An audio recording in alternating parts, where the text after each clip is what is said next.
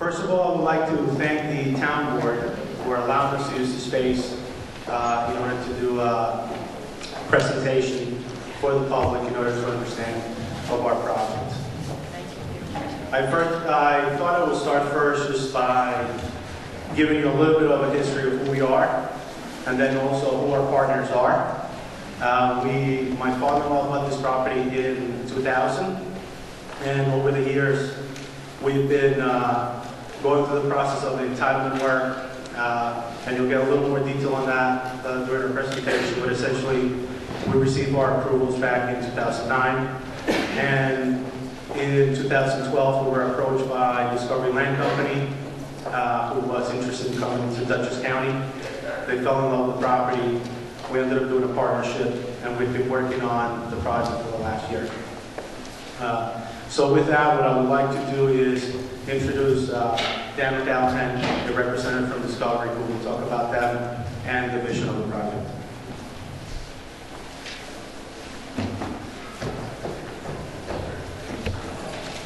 That's Pedro Torres, by the way. Thank you for having us here. To give you a little bit of background about me, first of all, obviously, my name is Dan O'Callahan. I've been with Discovery Land Company for 9 years. But I was born and raised in Bedford, New York, where I live now, so not too far away. But spent my summers, my grandparents had a farm in Red Hook. So I used to spend my summers going to Red Hook and with my brothers and sister and had a blast. And so it's fun for me, and I'm very excited to be back in Dutchess County because it feels like home again, and it feels like it's, you know, everybody likes to kind of feel their youth again. So it's fun for me to be back. So Discovery Land Company, to give you a little bit of history, we've been around for about 20 years. We have 17 different projects, which I will show you. You're in the back of the room, so I don't know how good your eyesight is, and I hate to be read to, but I will read to you because just in the interest of vision. But this is our mission statement, which says Discovery Land Company's core philosophy is to enhance the natural character and cultural heritage of each property it develops in order to create a unique sense of place that truly captures the innate spirit of the land itself. Within this environment, Discovery Land Company is able to offer exceptional lifestyle and recreational experiences to create memories that will last throughout their members' lives. These cherished moments generate traditions that are passed from generation to generation, making Discovery Land Company properties truly a one-of-a-kind heirloom communities. So we have 17 clubs across the United States and Mexico and the Bahamas. We started, I'll kind of go off mic for a second, I'll try to talk loud. We started in Scottsdale, Arizona with a club called Estancia. So there's 2 in Arizona, there's 4 in California, 2 in Montana, 1 in Idaho, 1 in Texas, 2 in Hawaii, 1 in Mexico, 1 in the Bahamas, 1 in North Carolina, and now Silo Ridge here in Amenia, and we have another one working on, it's a little bit down the line, out in the Hamptons. So it's a company that's grown exponentially over the last 20 years. We now have, I think it's somewhere over 4,000 members between the 17 clubs. As again, most of them, we've kind of made this migration east, starting, you know, primarily most of these clubs are west of the Mississippi. Mountaintop in North Carolina was the first one we did on the East Coast, and then Baker's Bay, which where I joined the company in 2005 to help with the sale of Baker's Bay. So my role at Silo Ridge is Director of Sales. I've been in that capacity with Discovery for the last 9 years. I was based in the Bahamas for 4 years, I know, which sounds terrible. I moved back to New York in 2009. I have a wife and a 7- and a 4-year-old boy, so we wanted to get them back into some normalcy and get them into some schools because the offerings aren't too wonderful down there. And I knew these projects were kind of in the works, so I started a New York office in 2009, and then as Pedro said, we kind of came into the fold on this project in 2012. We have, what's interesting about Discovery is among these 17 projects and the 4,000 some odd members, we have about 30% cross membership, meaning most of our members, or over about 30%, own at 1 or more Discovery Land Company properties, which I think says a lot about us and our track record Because, you know, whether people we have people from California that own in the Bahamas and people from Montana that own in North Carolina. So it's a pretty diverse cross-section of membership. What we really focus on, and I think what has made Discovery so successful over these 20 years, is three key things. One is our amenity package.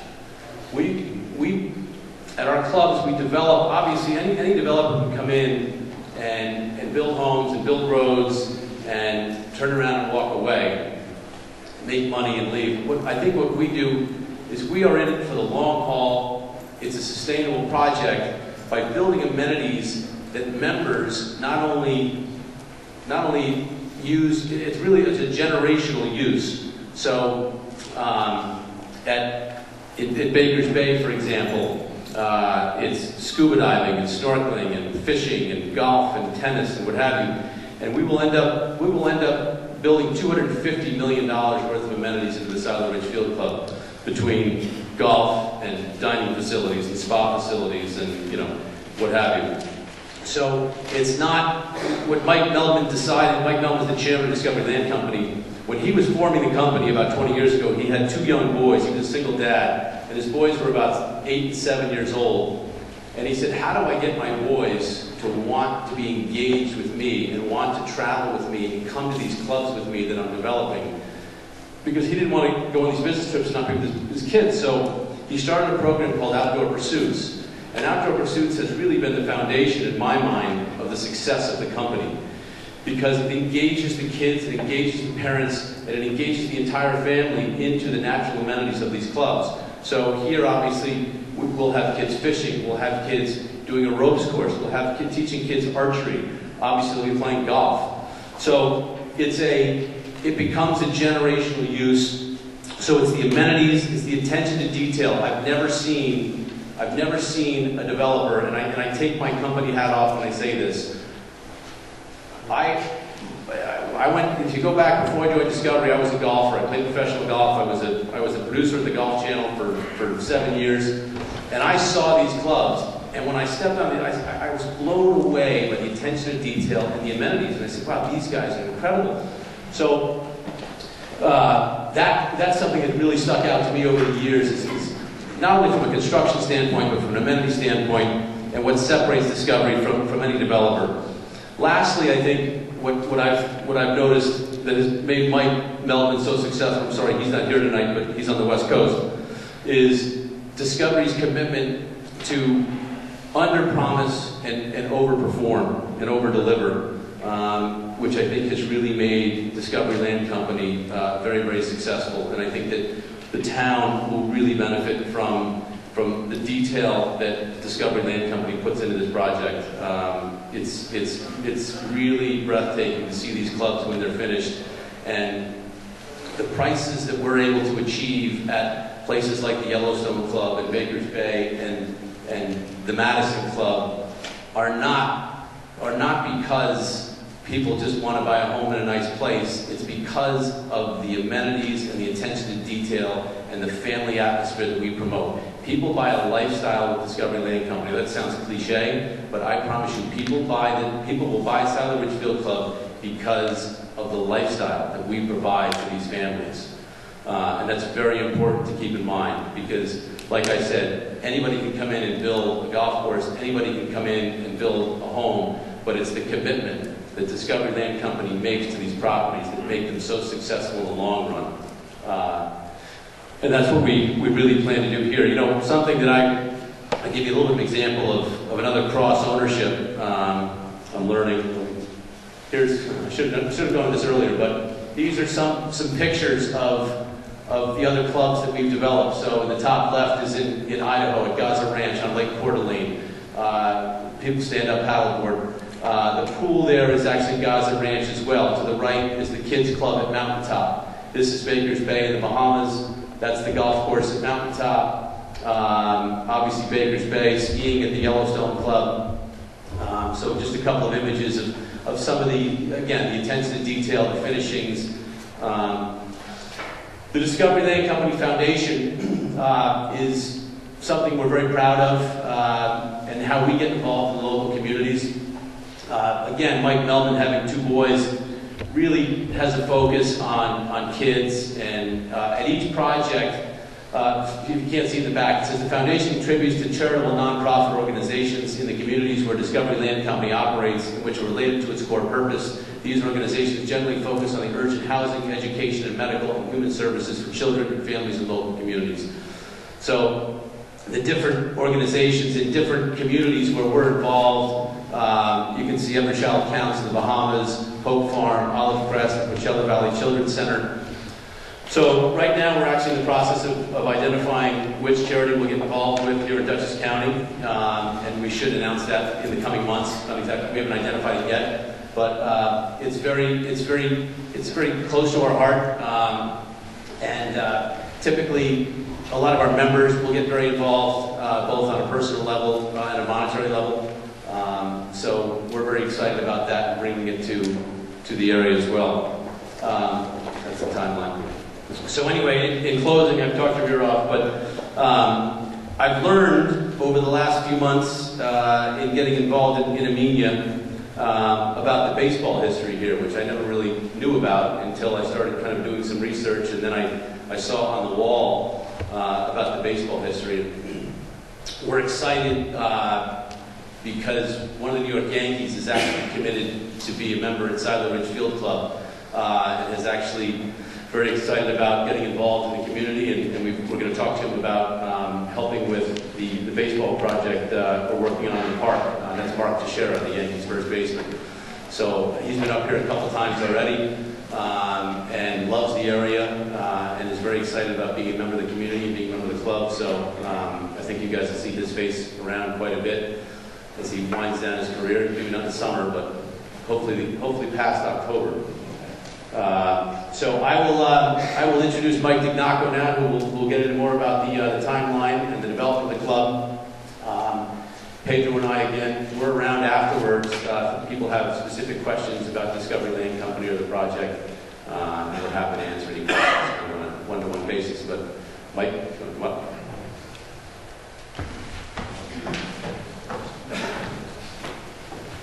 Good evening, everybody. It's nice to see some familiar faces here when we're walking in. So thank you for joining us tonight.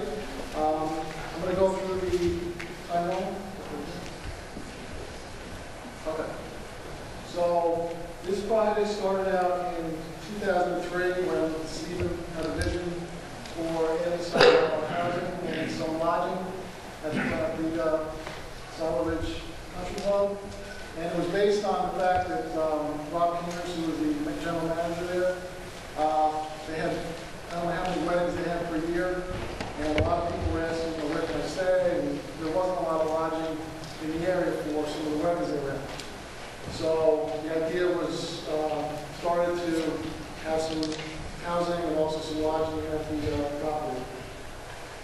Part of what you have to go through initially is a scoping session, where you get town involvement and community involvement, identifying some of the impacts that may be involved in the project. And not to bore with all the details, but that process there took about 2 years to generate initial ideas and get the feedback from the community on what the impacts or potential impacts would be for the project. From that point, the planning board declared themselves lead agency, and we started what is called the environmental review process. It's part of SECR, which is the State Environmental Quality Review Act. And from that point on, we did the draft environmental impact statement, which also was presented to the planning board and the consultants. They provide feedback to the developer and their consultants. That process took about 2 years. There were 2 public hearings that occurred during that time frame. All that information is packaged by the planning board into a document that's called the Final Environmental Impact Statement. And that process from packaging everything together took about a year and a half. At that point, in January of 2009, the final environmental impact statement was approved by the planning board, Subsequently, at the same time, the master development plan and special use permit was going through the approval process. We finally got the approvals in June of 2009, and that allowed us to have the master development plan and special use permit approved. And at that point, pretty much took a back seat for a little bit, based on the economy. And then we were privileged to have Discovery contact us in 2012, and that's when the re-energization of the project, that's a word, started, and we got involved with Discovery, Mark Harrison, who's done several projects with them, and that's where we are today. So what we've done to date since they've joined us is we've got the golf course, part of the golf course approved, construction has started, 5 holes and also a driving range. And we've submitted our site plan and our amended master development plan last week. That will now be reviewed by the consultants of the town, and it will start the site plan and MVP approval process for the revised plan. So I think at this point, I'd like to hand it off to Jim Henson, the design architect. He'll go through the plan, the architecture, and so on and so forth, and then I'll come back up and bore you with the details.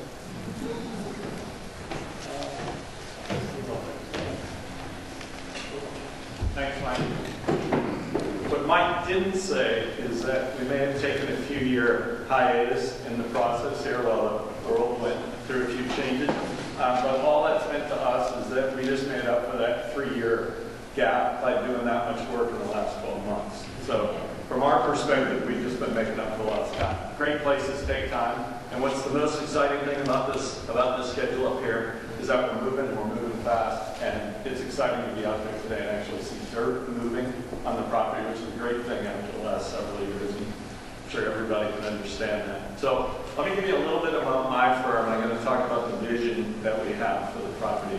My name is Jim Henson. I'm the CEO of Hart Howerton. And as the architects, master planners, and landscape architects for Silo Ridge, it's really been a pleasure to work with this team, be part of your community, and to be here today really talking about something that I think is truly one of the most unique things we see happening, not just in this region, but around the country for that matter. So our firm, Mike mentioned our experience working with Discovery. Dan talked about that migration as you went west to east of Discovery's projects and new clubs and creating visionary places across the country. We've had the privilege of riding along with them at many of those spots and kind of follow that migration as well, up as far west as Hawaii, and Mexico, and then continuing as we moved across the west and now to the East Coast. And I can truly say that what we enjoy is that process that Dan talked about, that attention to detail, that commitment to vision, and the commitment to not just executing projects, but really creating places. And that's what our firm does, creating lasting places that become legacies in their communities, just like Silo talked about, and just like the commitment that Stephen and Pedro and their team have had to the community over the last several years. Now, our experience, we get the privilege of working in some of the more spectacular places around the country. These environments, we work in places that are really special situations, unique properties, unique pieces of land, and unique physical environments. We're stewards of those properties as we come in and work there. So the places we create are grounded in what's special about those sites, just like what's special about here. And that can be from the low country of South Carolina to the hills of California. Dan talked about a number of Discovery projects. The two on the right are both Discovery, Cuquillo in Hawaii, El Dorado in Mexico. We also get the chance to work in places that are truly unique, special natural settings from Africa and South America to the American West. And what's consistent is each one of these places is different. They look different, they feel different, they function different.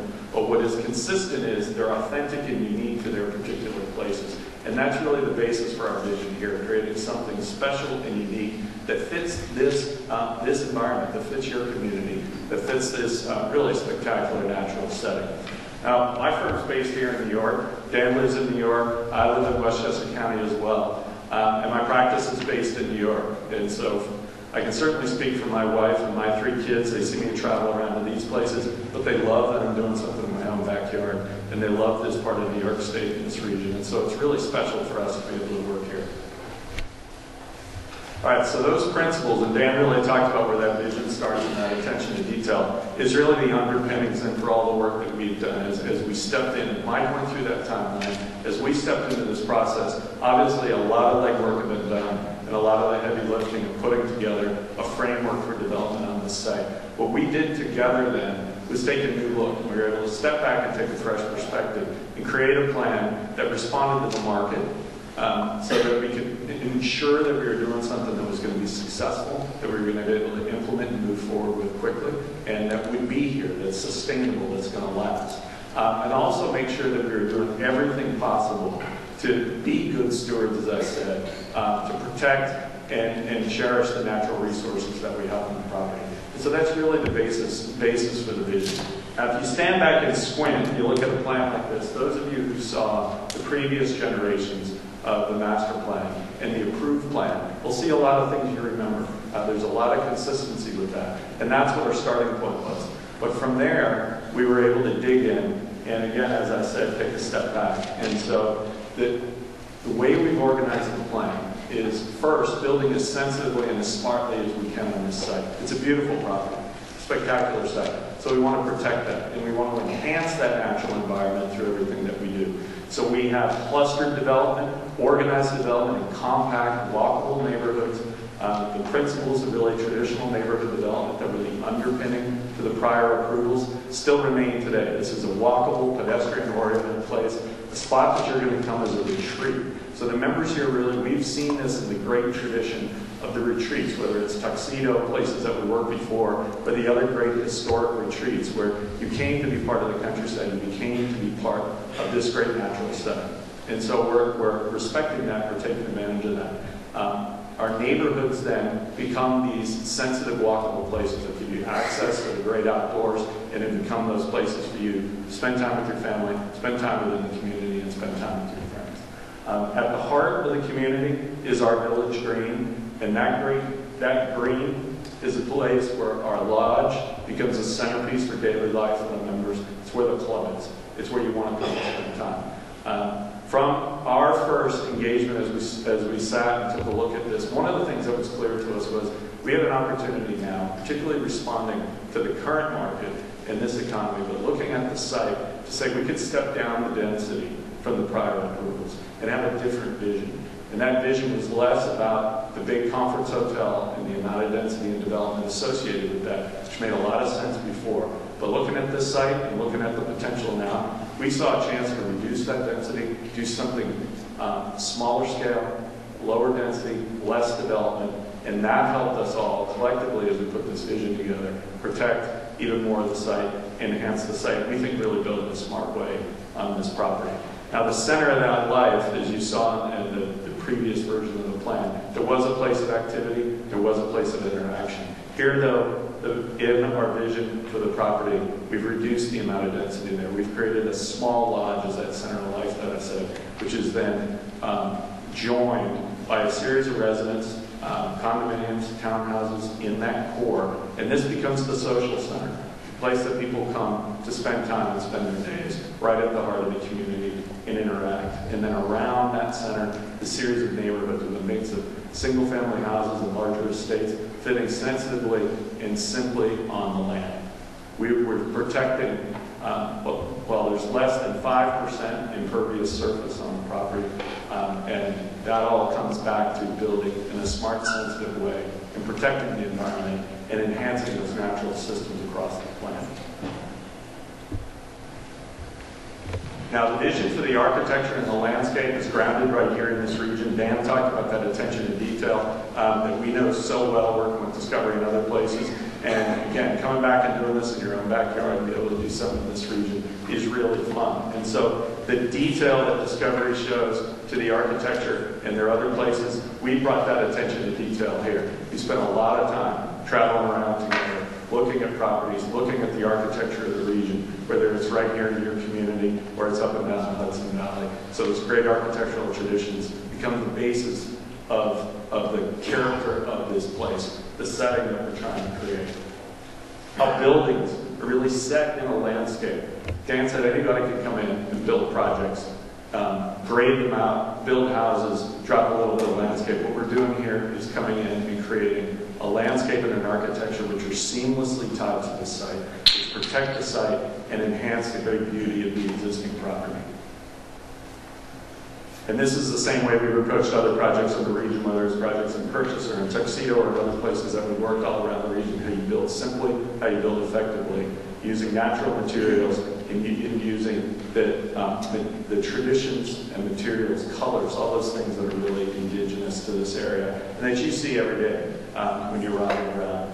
So that is embedded in the architecture of these buildings. Whether it's our clubhouse architecture, and to give you just a little bit of a sample of some of these pieces, the clubhouse, which sits up top, which is going to have a great view down valley, sits pretty close to where the clubhouse is today, really on that site and that location. So we're taking advantage of the impacts that were already there on the property. But what we want to do is come back now with something that really blends into the natural setting, blends into that natural environment. So it's a mix of stone, timber, natural materials, so it blends into the landscape.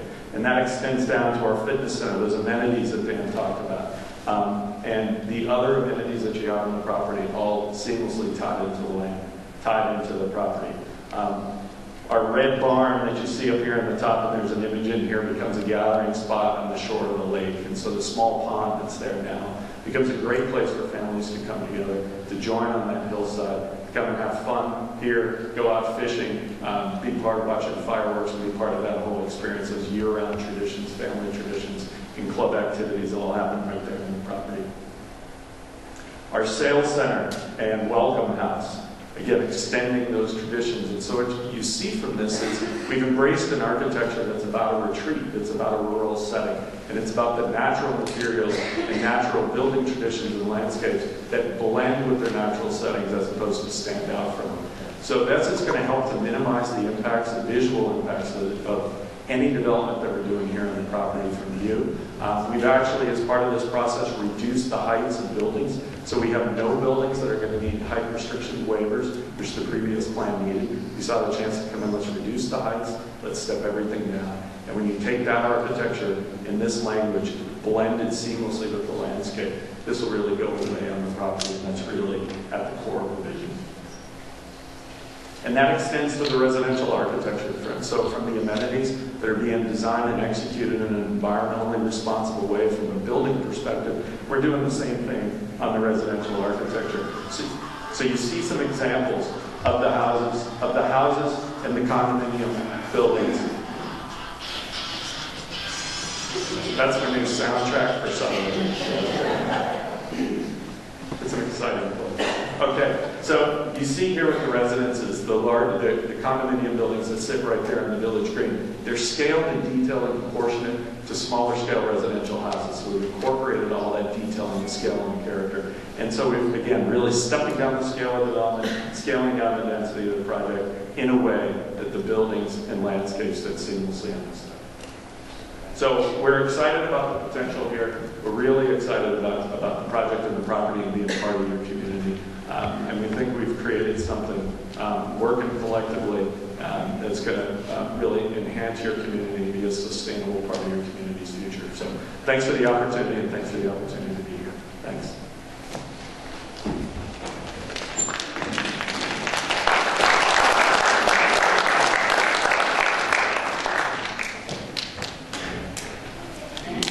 Thank you, Jim. I had the opportunity to go to a discovery project in North Carolina, and I was blown away by the architecture. I'm a builder by trade, and it really got me excited to have this team involved in the settlement project. You can see from some of the preliminary drawings how what a nice job they've done. So we're all looking forward to getting to that stage where we're actually building. So what I'd like to do now is go through some of the differences between the approved plan from 2009 and our current plan. I'm just going to run through some numbers real quick. So the total square footage of the previous plan was 1,004,000. We're at 985,000 square feet now. As we mentioned earlier, there was a 300-unit hotel. We're down to 21 lodging units. which will be focused on the village core. Residential units have dropped from 338 to 224. Our golf course designer is Tom Fazio now. I know you have heard the Ernie's name prior, but Tom Fazio has worked with Discovery on 7, 8, or 9, 10 projects. The project I went to in North Carolina was a Fazio golf course, and it was amazing. If you go on the Tom Fazio website, you'll see some of our other fascinating work we've done. The open space is essentially the same. The project's just slightly bigger. So we've gone from 536 acres to 540 acres. Still 80%, which is a lot of land that will remain open space in perpetuity. We're currently working with Dutchess Land Conservancy. Hopefully they can be the conservation using organization overseeing that property. As Jim had mentioned, our building heights in 2009, we needed 16 waivers. We've lowered the architecture, and now there will be no buildings in excess of 35 feet.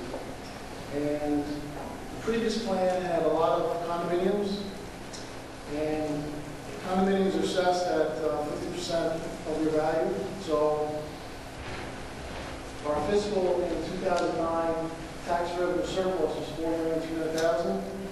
Because of a lot of buildings now are single-family residential, assessed at full value, the fiscal impact has increased to almost $9 million.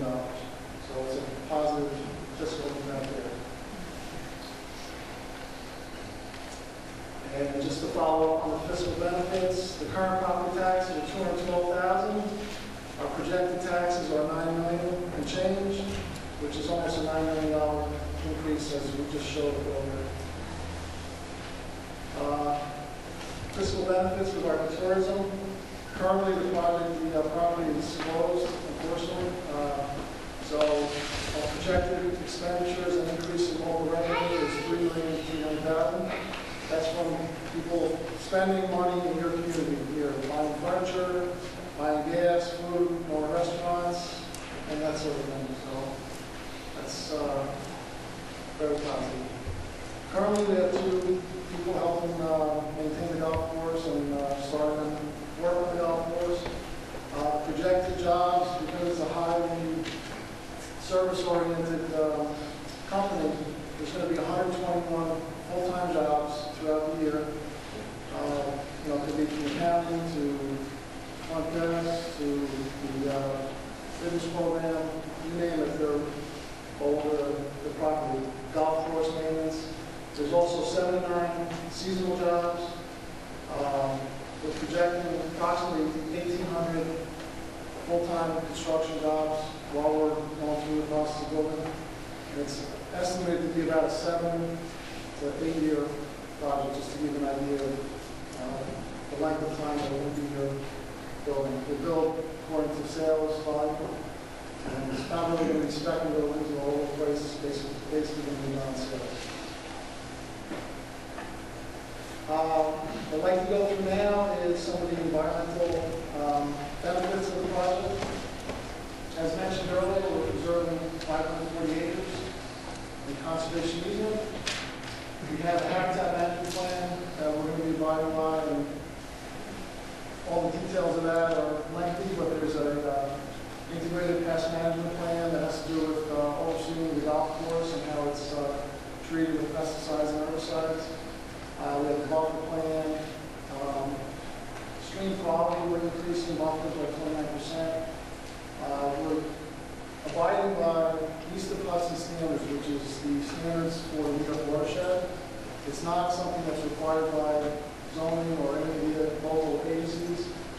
It's something that was suggested as we're going through the approval process, and we agreed to do that, and we're looking forward to providing clean water that's going off the golf course and development area into the treatment train and stormwater basins before it goes into the Cascade Brook and the 10-mile river. We're also doing some restoration projects on the site, which are mentioned there, and other benefits.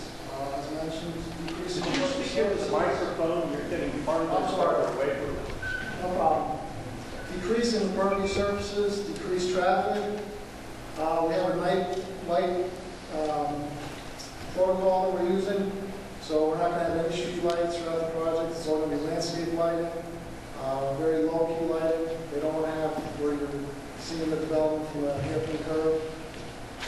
And that's part of what Discovery wants the project to do as well. On the previous plan, we had a little more lighting than we do now, so that's one of our benefits. We've decreased our solid waste, our wastewater, our water demand based on the project being smaller, and we've decreased our proposed energy use, and we're decreasing the grading within the Amenia has a stream corridor overlay district, and we're actually decreasing the grading within that district from the previous plan. So where we are right now. So we have started the golf course last October. We received approval from the town, DEC. So you'll see the dirt moving that started out there. We had a terrible winter, so we anticipated getting a little further along the golf course than we are right now, but we are going to remobilize here in the spring and get going again. If you saw, there was some grading on the front line. If you're familiar with the front line, you can see up to 44. We moved 37 trees this winter. They were specimen maple trees that we are going to use near the front entry and along Route 22. We have a little stone entrance with the maple trees and then a line tree entry going off from Route 22 to have a really like an understated, elegant entry going to the project. So we found the 37 best trees that we can find on the property. We worked with a horticulturist, and those were moved. So that was the disturbance you saw on the front line. That will all now be seeded, graded, and grassed in for the spring while we start on the other parts of the golf course. And then, as mentioned earlier, we've worked feverishly since last spring into the fall. We submitted a master development plan and a site plan back in October. We received comments from the town and consultants. Then we worked through the winter, revising those plans and working with Discovery. They also had some improvements that they wanted in the plan. We just submitted those on March 6th. And so now all the town consultants have those documents. They're going to review them. I think we're expecting your comments sometime beginning of May, maybe late April. We're meeting with them tomorrow. We're working in a collegial fashion to kind of move the process along. And then we'll see where that takes us. We're expecting to have site plan and amended master development plan approval sometime in late summer, possibly into early fall. And then we'll be able to open our sales office and really kick things off. So we will be available after the presentation for questions that we are moving around. And I don't know if the next steps. We also have some, did you want to make some closing comments? We have some speakers. Thank you, everybody.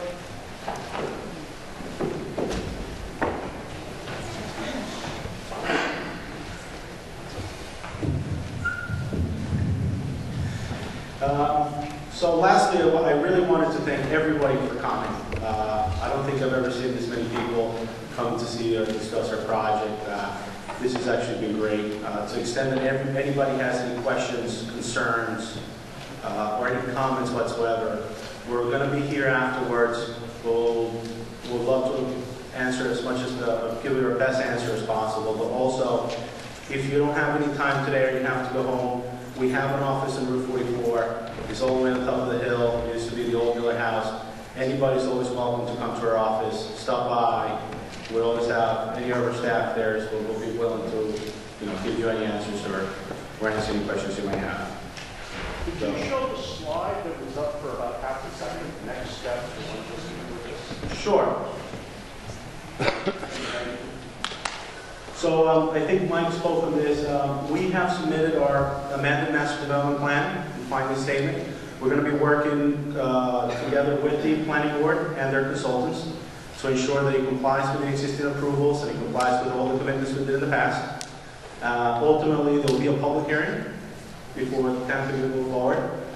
We also have submitted the site plan application, which all the I call them outside agencies, but essentially DEC, DEP, DOT, they'll have to review the plan as well, and we do have to get approval from them as well.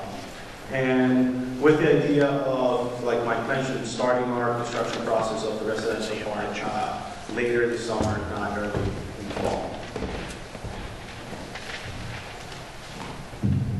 Okay. What we would like to do, just in the interest of time, is after the meeting's over, if you're more than welcome to come and we can discuss any of the questions you might have after the meeting. One question of all everybody is, it's going to be for club members only, or is it going to be open to the public? So we have we have a 20-room hotel, so people and guests will be able to stay there. But ultimately, the Discovery model is a private club. However, one of the things that they do, and they've I think Dan spoke a little bit about it, is that we'll still have we're working with the school, we'll still have the school programs, so the kids from the school will still be able to come. And we'll still hold all the charity events we used to hold every year. So whether it's the fire department or whether it's the, I think we used to do one event for Sheriff Anderson, or some of those events will still be there.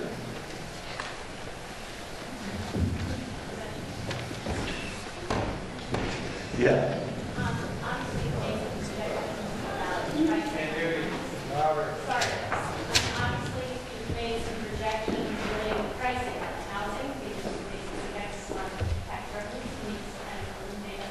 Sure.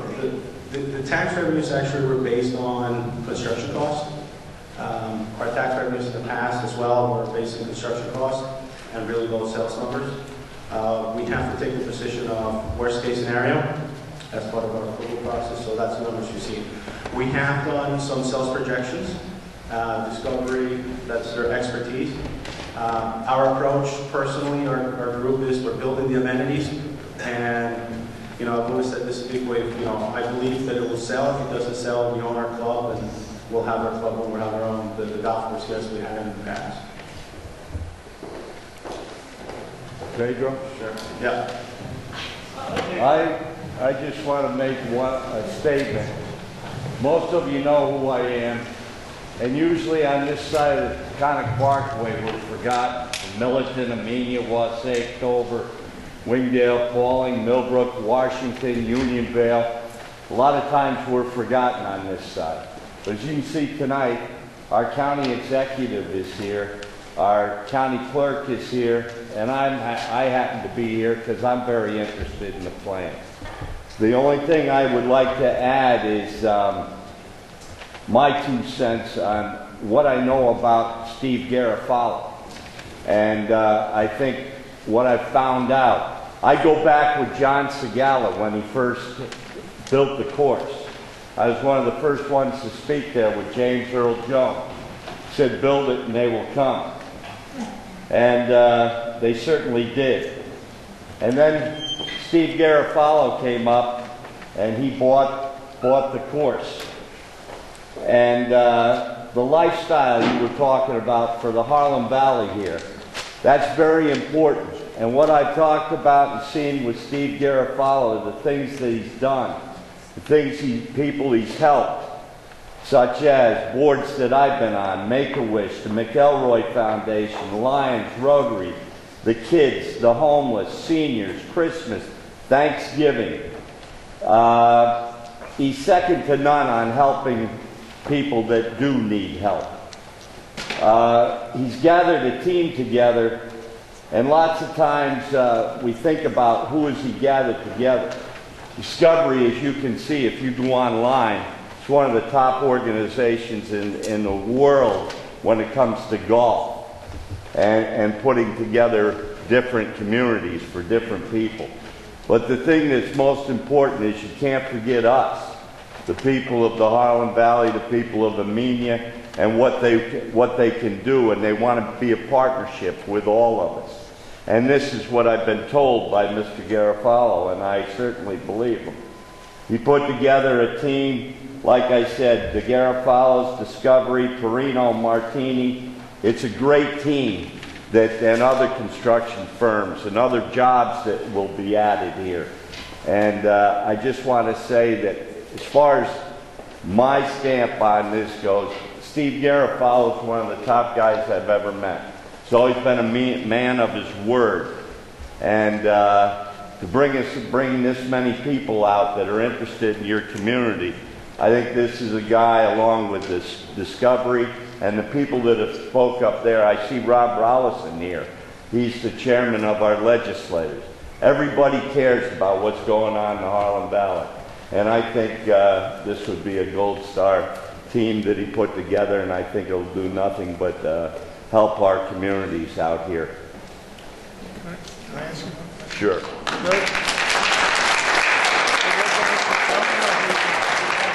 I'm with you.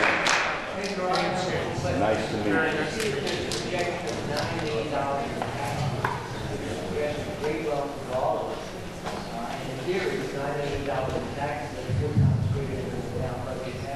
So we all would not be paying any taxes.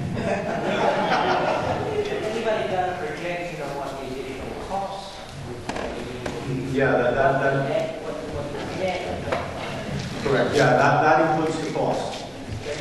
That included the cost. That's why we call it a surplus. So the numbers you saw in there included the costs associated with those revenues. In other words, that the cost, the $9 million would be in excess of any cost. Correct. And and you'll see it on the EIF. There's a lot of different scenarios that we're taking that were supplied by the town consultants as well as our planners to do that. However, like I said before, what I'd like to do is close the meeting. There's refreshments outside. We'll stay here. We'll definitely answer any questions you might have as we move forward. Okay? Thank you so much, and thank everybody for coming.